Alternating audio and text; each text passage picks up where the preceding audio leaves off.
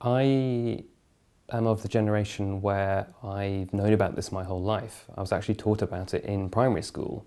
We'd known that the climate emergency was a thing for definite since the 90s when I was in primary school, and it was always kind of described as this thing in the future. And I took in this information as an abstract. They'd say, oh yes, you know that the North Pole is melting. And I go, oh dear, that sounds like a problem. And I just kind of safely tucked it away somewhere in my brain where I didn't have to think about it. And it was a series of penetrating conversations I had with my brother, who was involved with activism, where he would bring up this information that I knew, and I go, oh yes, well I know that. And he'd go, yeah, but do you really acknowledge it as true? And it was when these facts were kind of dragged kicking and screaming into the sunlight, and I really started to look at them in full focus, that it dawned on me the gravity of the situation. There were some words that really moved me at an event I went to. A speaker described what he perceived as the possible epitaph of the human race. And he said the gravestone would read, "Here lies the human race. We didn't even try."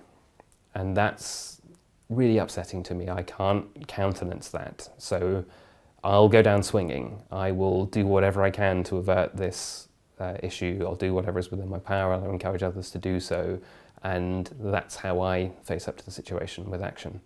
I do a lot of work with outreach, with my involvement with Extinction Rebellion. We do disruptive actions, and that of course ruins people's day.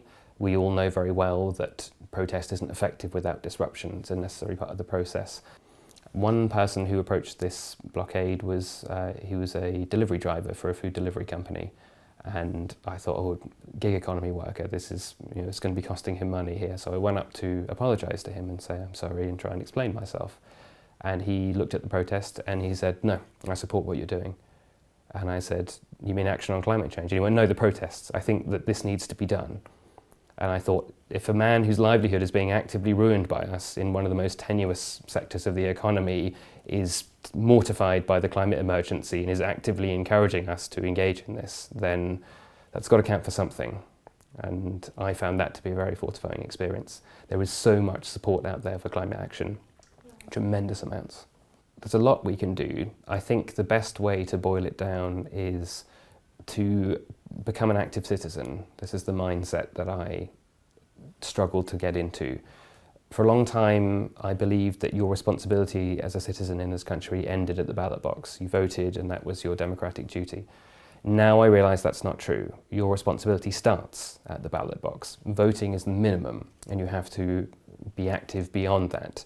This is our country, and if we have leaders who are failing us, then we've permitted them to fail us. If we have a system which is not functional, it's our system too, and we have to take action. Seeing the world's problems as your problems as well is that crucial leap. So getting organised, getting involved, connecting with other people, joining a group, just finding out what needs to be done, connecting with that network is the most powerful thing that I think you can do. We don't live in isolation. You know, life is like cricket. Everything is done as part of a team, as part of a community. You are an active citizen of your nation, you're an active citizen of the world, and the world's problems are your problems too. If there's an issue within your team, you don't say, that's not my problem, and ignore it and focus on working on your bowling. You work on the thing together, and it's that unified sense of purpose that I think is really important. Seeing the world's problems as your own problems.